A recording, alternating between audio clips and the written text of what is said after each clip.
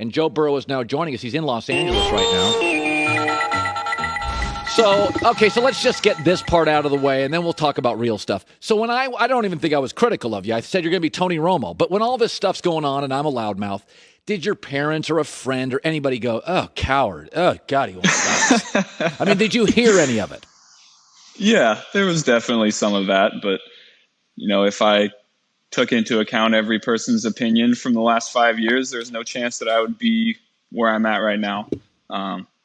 So I just kept my nose down and worked. That's all it was. Yeah, it's interesting, Joe.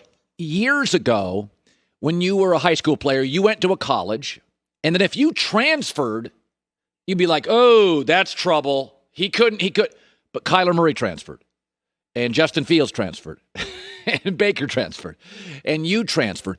So the stigma's gone. The reality is you guys want to play. So let's go back to Ohio State, because my initial feeling was, why that kid transfer? I don't understand. I mean, J.T. Barrett, he can beat him out. So why did you transfer from Ohio State? So J.T. was the starter there for, my first 2 years, and he's the Big Ten passing touchdown all-time leader. So he was the starting quarterback. Nobody was beating him out. And then my last fall camp there, me and Dwayne Haskins were battling, and I break my hand. I think it was the practice after fall camp had ended 2 weeks before the first game. So I couldn't throw I came back a little sooner than I should have. But I didn't throw for about 4 or 5 weeks. And Dwayne went in against Team Up North, Michigan, the last game, played really well, ended up winning the game. And then, he was kind of the starter from there on. Yeah, and you kind of knew, okay, I got to get reps because your dad's a coach. You know the game. You got to nobody's going to draft you if you don't get reps. So you go to LSU, and you obviously don't doubt yourself. You had a solid year, not spectacular, before the great year. Has there ever been a moment in your journey? Injuries change the way you think psychology. Was there ever a moment, Joe, that you thought, maybe I'm going to go, I'll be a coach. This has been fun. I love it. Did you doubt yourself or the journey for a minute? Never for a second. I think I felt like I worked really, really hard for 3 years. And for those 3 years, I wasn't playing. And I had faith that hard work would pay off, because if you don't have that faith, then, all of that is for nothing. And I couldn't really, bring myself to think that I'd worked that hard for no reason. So I just continued to do it and, put money in the bank, and hoping that it would pay off for me someday. And, it eventually did. I thought you had a spectacular year until the injury. We had said by week 2, I just said, this kid, there's an it. He's better than Romo, and I loved Romo. I thought Romo was a gamer. How would you evaluate your rookie year? Let's take the injury out of it, the games you played. I think I played well for the most part. I had some pretty tough games. Pittsburgh, Baltimore come to mind that, going into next year, I need to be more consistent in those big games. But I think for the most part, I played well. I was really efficient. But, there was still some things that obviously need to be corrected. I wasn't great with the deep ball, which I was pretty disappointed in, because I've always been pretty good at that. So that's an emphasis for me going into this offseason, is hitting those big plays and creating outside the offense and creating those big plays on my own. This may sound like a weird question, but you're an Ohio kid, and all of a sudden you're quarterbacking an Ohio team. You're facing the Steelers. You're facing the Browns. Was there a moment in your rookie year when you literally went under center and thought, oh, this is surreal? My dad's a college coach. I'm a high school player. I left Ohio. I came back. Now you're in this division, which is tough. Cleveland and Ohio and Pittsburgh. Was there a pinch yourself moment this year for you? Not during the season.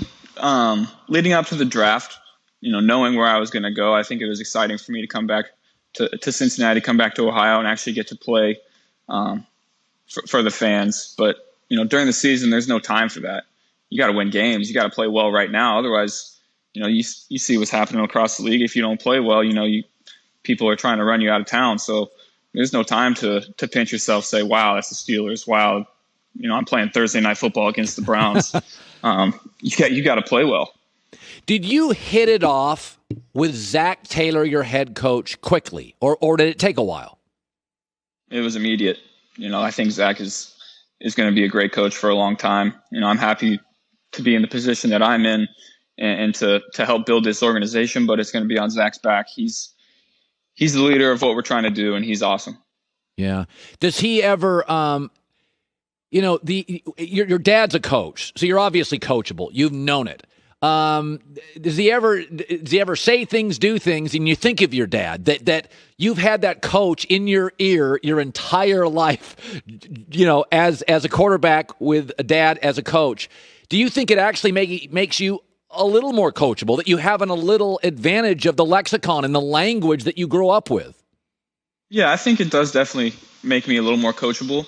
But my dad, as far as my dad goes, he kind of stayed away from the coach role with me. I think he got his coaching fix in when he was coaching, with his own players, and he was kind of just a dad to me. But then when he retired, he didn't get his coaching fix in. So now he's starting to coach me a little more and getting in my ear a little bit. So that's fun. But I think growing up around football and around a coach definitely probably made me a little more coachable. When you go look at a Trevor Lawrence or a Justin Fields, these are super talented guys.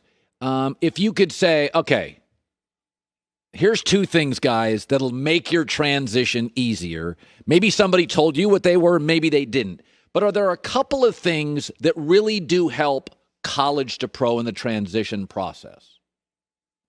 I think the transition is easier than ever. Back in the day, you had to be a 6'6", 250-pound strong arm quarterback. And, those days are kind of gone. I think coaches in the NFL are getting really, really good at understanding what their quarterbacks do well and adapting what they do to what the quarterbacks do. So, I think it's easier than ever, but I think the biggest thing is just being able to adapt very quickly. During games, gone are the days where, you go into a game, you see 2 or 3 defenses the entire time, your adjustments, exactly what you're getting every play. Teams have a new defense every single week, a new third down defense, a new blitz. So you're going to see things that you don't know what they are, and you just have to be prepared to adapt to those certain things that defensive coordinators throw at you and have answers in your back pocket for, a lot of different defenses. So when you look, SEC is the best conference in terms of overall defense, the speed of the athletes, Alabama, Florida, LSU. I mean, you practiced every day against NFL dudes at LSU. They had 14 guys drafted. And then you play the Steelers, who have, 6 Pro Bowl level guys. When you look at let's go pre-snap. You walk to the line at the college level at LSU. You walk to the line against the Steelers. You're talking about now 28-year-old men, Joe. They've been in the league a long time, Mike Tomlin. Does it force you before the ball is snapped? Do you have? Is it a lot cognitively? Can it be a real challenge at the NFL level? What do you see that's different, and how do you adapt to it? Yeah, so my pre-snap process has never changed. I look at the front, look at the linebackers, look at the safety rotation, look at the leverage of the corners. Their eyes inside on me, are they playing man, and their eyes on the receiver. So my pre-snap never changes, but you just see a lot more things. I always give an example. We were playing the Colts. We were up 21-0, and in college you're up 21-0. You probably have one more series left. In the NFL, you still have to keep your foot on the gas pedal because Phillip Rivers is over there getting ready to score 24 straight, and that's what he did against us. And then the last play of the game, we were in a 2-minute drill. The Mike linebacker and the Sam linebacker walk up on the ball. We're in a 3-by-1 formation. I had never seen that in my life. They just had 2 guys covering 3. I'm like, what is going on? What is this defense? And then they run the safety. They were given a single high. I'm sorry, I'm getting a little That's okay. I love technical it. right I here. love it. But they were in a single high shell.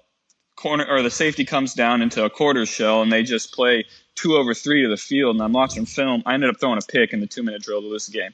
And I'm watching film like I could have just checked to this play. Like they don't have enough people over there. And so it was games like that, plays like that through my first year are big time learning experiences for me. and I think are going to help me a lot going forward. Yeah. Anybody talk trash because you're a rookie quarterback? I mean, TJ Watt or somebody get in your ear a little bit? Fletcher Cox for sure. We played the Eagles in Philly, and he kind of shoved me out of bounds a little late after I threw the ball away. And I look at the ref, I'm like, that was a little late. And he said, you're not getting that call, Rook, not yet. So I think there are a lot of little things like that throughout the year that were pretty fun. Yeah, that Fletcher Cox that answer doesn't surprise me. Thank God there's not many Fletcher Coxes in the league because he is incredible. So now you're in I know where you're at in LA. You've done your rehab. Let's talk about that. It's scary. Rehab stinks. Joy was a great athlete. It's no fun. Was there a moment when you went under the knife, you were anxious, you were worried? How has it gone for you?